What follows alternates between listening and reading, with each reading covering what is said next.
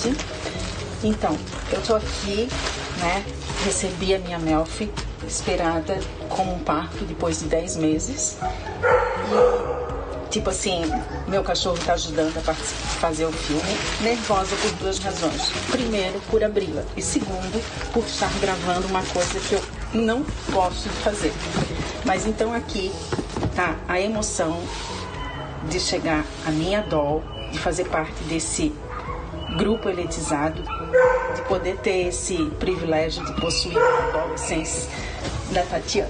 E agora vamos abrir conforme as orientações recebidas, com muito cuidado, muito amor e carinho, porque esse aqui é uma preciosidade.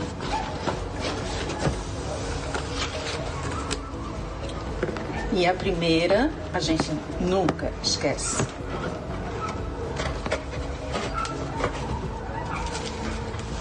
Vamos ver todos os acessórios preparados com tanto amor e carinho, tão lindos.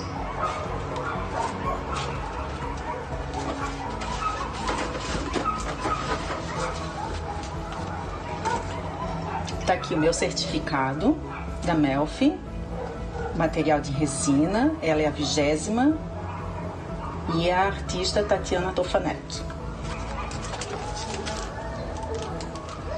Um lindo, esqueci o nome agora, deu um branco, mas posso usar como um chaveirinho, um marcador de livros, sapatinhos e os cards, que vão estar sempre na minha bolsa para quem se interessar, para quem quiser fazer parte desse grupo seleto, eu poder entregar.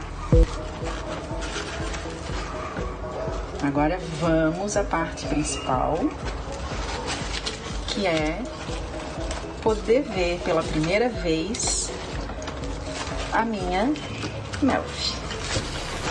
Veio dentro de um case super lindo, né?